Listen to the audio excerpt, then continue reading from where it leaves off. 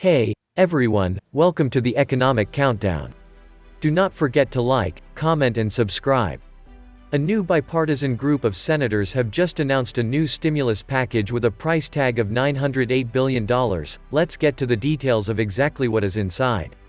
This is a much-awaited step in the stimulus negotiations, as we know that Republicans refused the HEROES Act, and anything close to the HEROES Act would look like a loss for Republicans in the Georgia 5th runoff election coming up, and anything close to a $500 billion skinny package would look like a loss for Democrats.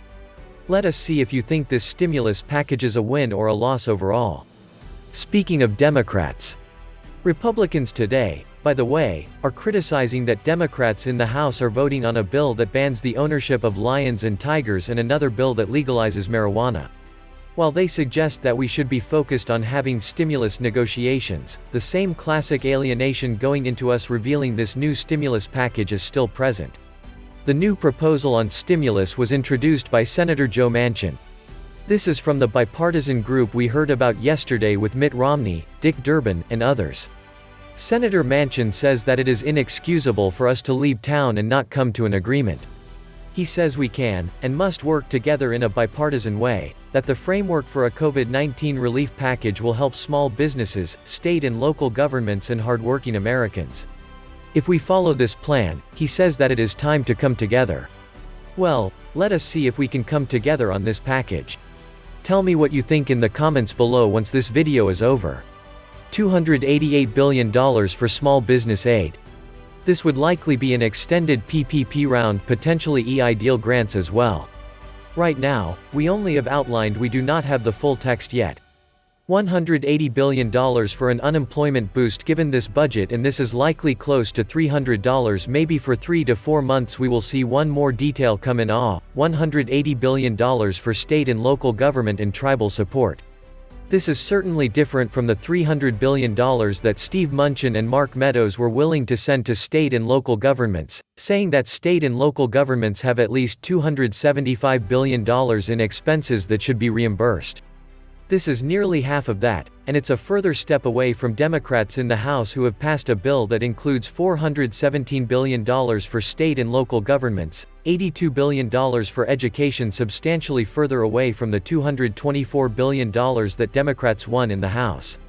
And it is even smaller than the $105 billion that Mitch McConnell proposed in his skinny bill package. $45 billion for transportation, $26 billion for nutrition aid, $25 billion for rental assistance. It is incredibly good that we have rental assistance in here. At least that is a benefit in helping ideally prevent or offset the eviction crisis. $16 billion for vaccine development, testing, tracing, and distribution, $12 billion for lending support, $10 billion to the post office, $10 billion for childcare, $5 billion for opioid treatment, $4 billion for student loans, and guess what else? A big fat zero for stimulus checks. No stimulus checks. This is the bipartisan package that, after 4 months of nothing, Congress introduces to us.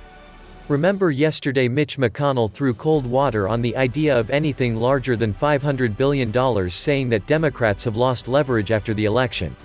He did suggest, though, that we should start with his $500 billion skinny bill.